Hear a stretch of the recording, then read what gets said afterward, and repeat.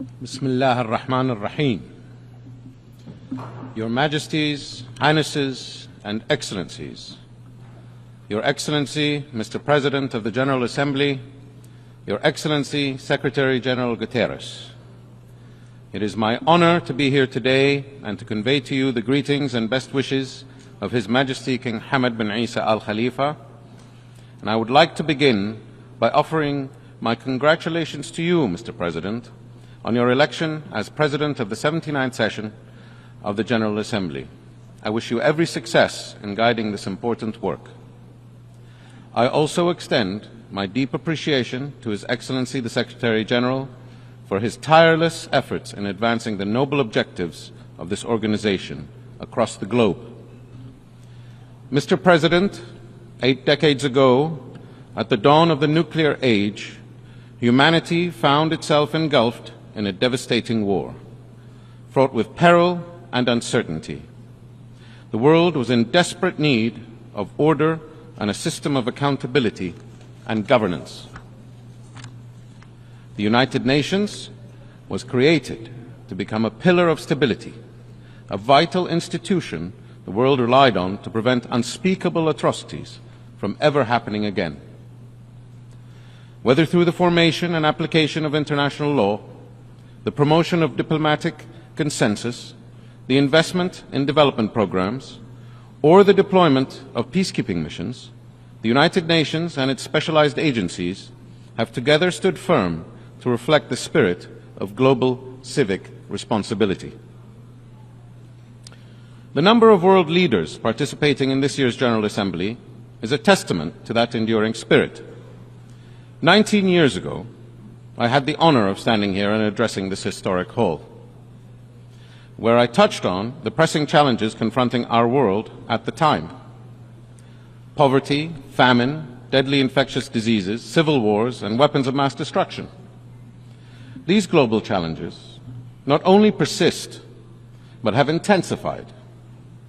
We find ourselves in a far more dangerous and unpredictable time due to major tectonic shifts in the global geopolitical order.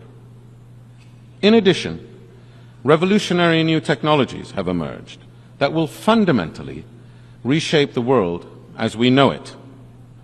Environmental and health challenges that know no borders have also multiplied and grown in complexity, requiring us all to work together regardless of our differences. Mr. President, the very systems designed to uphold the international order are under strain. 80 years after its formation, as the threats and challenges we collectively face evolve, this important institution, which our global community relies on to safeguard the international rules-based order, must evolve as well.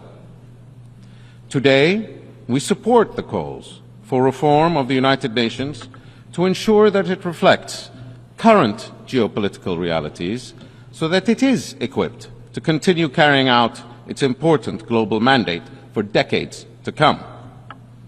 This reform should be holistic, consensus-driven, and encompass all the decision-making bodies of the United Nations, including the UN Security Council. The peace dividend that followed the end of the Cold War is now a distant memory. Today, we stand on the precipice of a new era with new challenges, and we must recommit to peace as the bedrock on which we build collective prosperity and enduring hope for all. For as we all know, it is far easier to destroy than it is to build. Today, we see governments disregarding the established rules-based order as they pursue policies rooted exclusively in self-interest. We see a preference for brinksmanship and the use of questionably legal force to resolve disputes. We see the rise of radicalism, extremism, and rogue non-state actors sowing chaos and discord. In Gaza, we see Palestinians living through an unprecedented humanitarian disaster, with over 40,000 people killed, many of them women and children. The protection of innocent life is enshrined in international law and a moral and religious responsibility. It is clear what is required is the implementation of an immediate ceasefire, the release of all hostages, and the adoption of an irrevocable path to the creation of a viable, independent Palestinian state. And it must happen now. This will achieve a comprehensive and lasting peace, deliver the security and prosperity to all nations in our region, and prevent the spread of a wider regional conflict. In the West, we witness widespread suffering as the intractable conflict in Ukraine persists. In the East, we see tensions continuing to rise in the South China Sea, raising grave concerns of wider military escalation and the further erosion of the integrity of the international rules-based order. The tolls of these conflicts are borne by humanity, by families, by communities, and by our future generations. These conflicts undermine growth, stifle opportunity, and endanger the hopes we hold for our children. Mr. President, the Kingdom of Bahrain has long been a vocal advocate of pluralism and multiculturalism. It's who we are.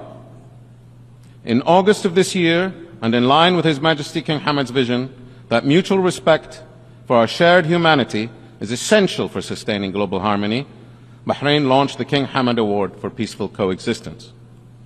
His Majesty the King has also called on the international community to convene an international peace conference on the Middle East. As current holder of the Arab League presidency, the Kingdom of Bahrain urges all nations to join us in this vital initiative, which seeks to strengthen efforts to achieve a just, comprehensive, and lasting peace in the region. Diplomacy and dialogue must prevail. Indiscriminate violence, conflict, and fragmentation will only drive us further from this noble goal. Mr. President, in the Kingdom of Bahrain, we have committed ourselves to ensuring that our citizens are at the core of all our national development programs. We have worked tirelessly to ensure that they are equipped with the skills necessary to deliver prosperity and growth to themselves and their community. As we look to the future, we will spare no effort to provide our citizens with opportunities to connect with the wider world, to compete, innovate, and succeed. We prioritize the issues that unite us all: housing, healthcare, education, and delivering jobs and prosperity. We focused our government ministries and agencies on a set of priorities, reached out to the private sector, civil society, and wove together a spirit of one team focused on delivering those programs. Mr. President, today's world is, in many ways, more fragile than the one that had emerged from World War II. This is because the global challenges today go beyond geopolitical conflict. We are seeing the devastating impacts of unsustainable development on the world's environment. As a result of conflicts and fragmentation, we have seen a rise and a return of global hunger. We have also witnessed firsthand the alarming effects of diseases such as COVID-19, which showed how quickly the global order can be disrupted. These crises must not be treated in isolation. They are interconnected, and they represent a systemic threat to humanity. It is imperative that like-minded countries come together with the objective of revitalizing, adapting, and renewing our institutions to effectively address today's significant challenges, and to effectively deliver on the ambitious commitments set by the United Nations SDGs and the recently adopted Pact for the Future.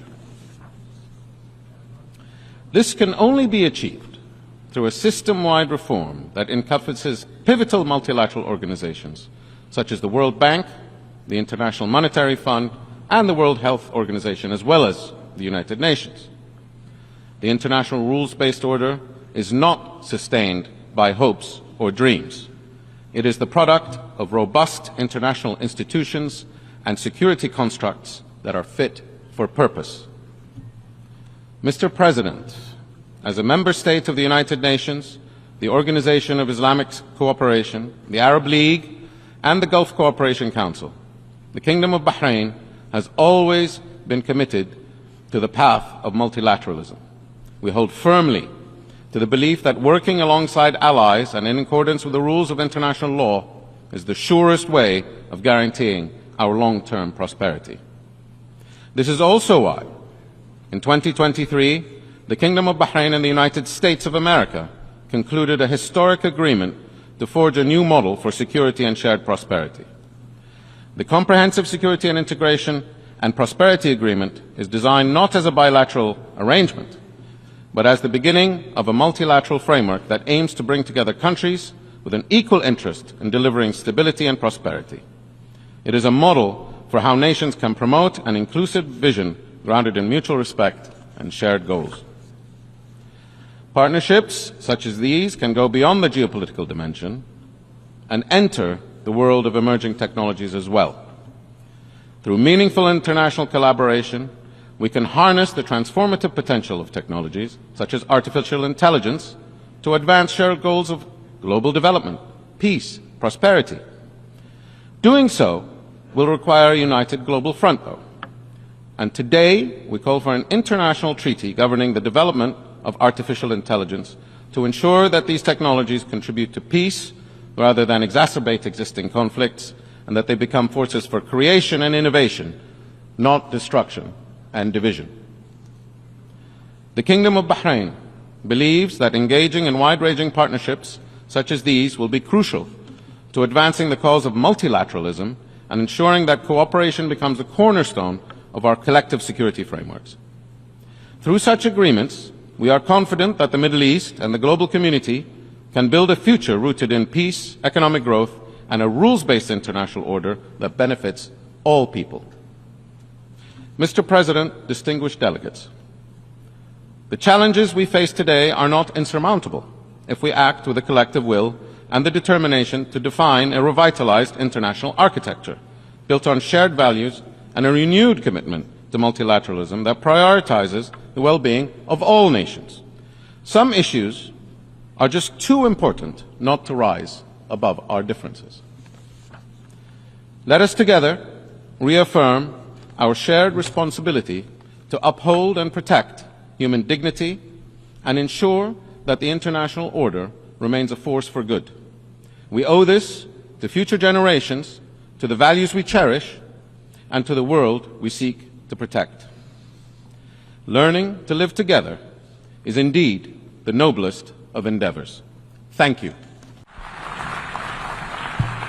On behalf of the Assembly, I wish to thank the Crown Prince and Prime Minister of the Kingdom of Bahrain.